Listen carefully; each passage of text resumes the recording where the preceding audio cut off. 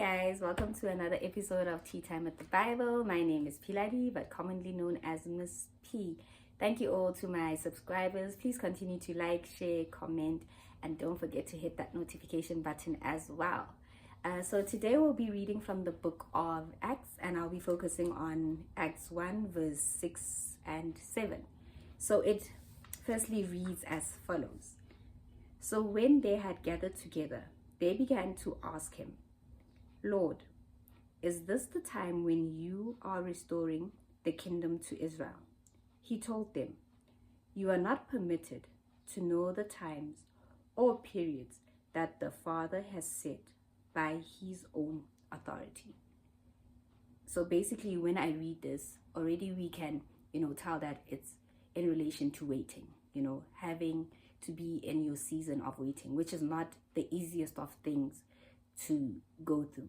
But one of the things I can assure, or one of the things I can for a fact say is that I strongly believe that God's waiting period is not a form of punishment, but a form of redirecting you into the right path.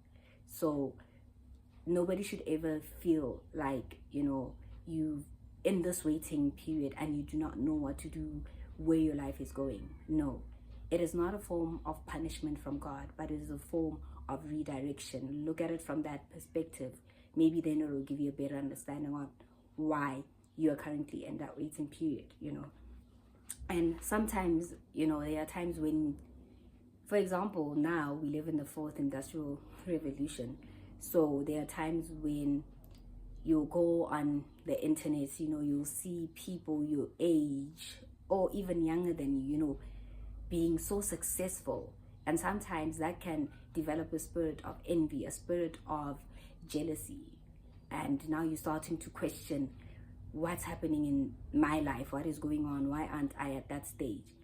I feel like sometimes instead of looking at it from that point of view, look at it in a point of how God has, restored people in their lives, how God has, made people living testimonies of how good he is. And if he can do that for other people, why can't he do it for you as well? So during your season of waiting, glorify the fact that God is doing this for these people. So that means he can definitely do it for you as well.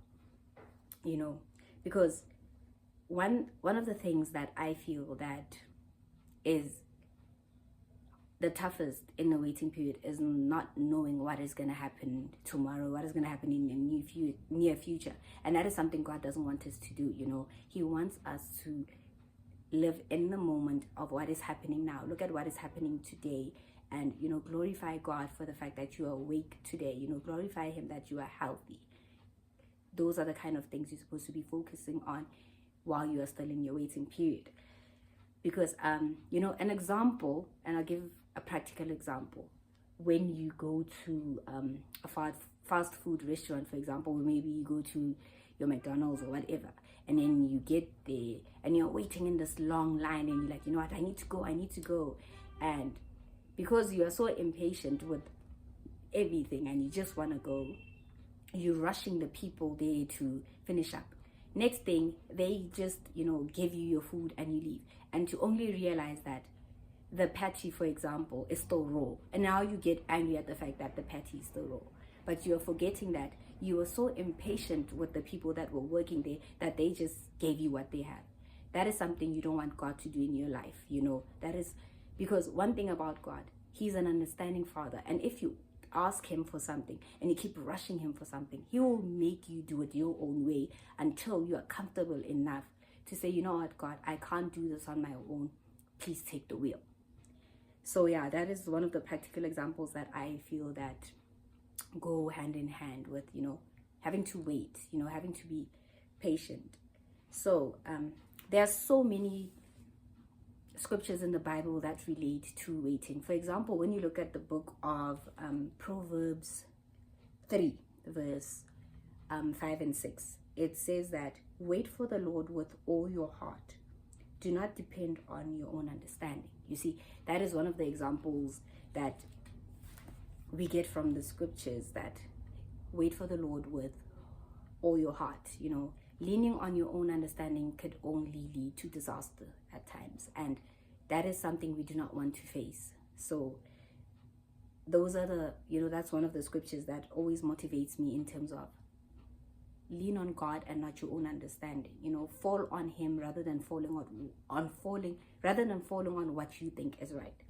And then another verse, I'll put it down. I just forgot the scripture, but it also speaks about, it says that to everything there is a season, a time for every purpose under heaven. So you see, I want you to focus on the fact that it speaks about to everything there's a season. So there's a season for everything that happens in your life, and God knows what he's doing. His timing is always perfect. Our time is always, we want to do something now, we want to get it done now. But with God, he's very patient. He needs you to also be patient, when it comes to your life, because he knows what he's doing. He doesn't want you to lead yourself into disaster. So God's timing is perfect. Basically, he knows what he's doing in that time of waiting. So with that said, I know a lot of people will ask me, so what do I do during the waiting period? Like, where to from here? So I personally believe that the first and foremost thing that you should do in your waiting period is ask God, what do I do in the waiting period? That is something that most people do not do during the waiting period. During the waiting period, most people just sit there and, we complain, which is normal. Complain, be like, God, why me? Why is this happening? But I want you to look at it from a different perspective. Ask God what you're supposed to be doing in that waiting period. And while you wait, worship.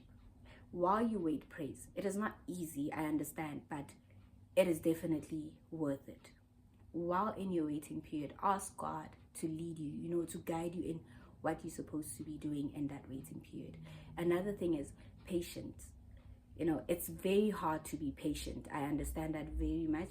So ask God to, help you and lead you into being patient, so that when he works in your life, you'll definitely reap the benefits of your patience. So those are one of the things I strongly believe that a person should be doing in their waiting period.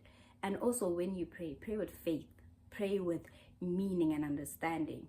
Pray to a point where it also feels to you that a weight has been lifted from your shoulder. You need to pray with faith, because why else would you be praying if you're not praying with faith? You need to be faithful when it comes to praying. You need to be intentional. So that's another thing that you need to consider in your waiting period. And I remember when I went to church the past Sunday, the pastor said something that was very important. He said that during your waiting period, another thing that we need to do is change your attitude. Attitude plays such a big role in worshiping, in praying. You need to change the way you think, especially if it's negative. You need to change the way you think or the way you act. Your attitude plays a very big role in asking God to direct you in the right path, and only then can reap the benefits of how wonderful God is. And that is what I actually wanted to speak to you guys about today. So that is our verse for this week. So from my side, thank you so much for watching.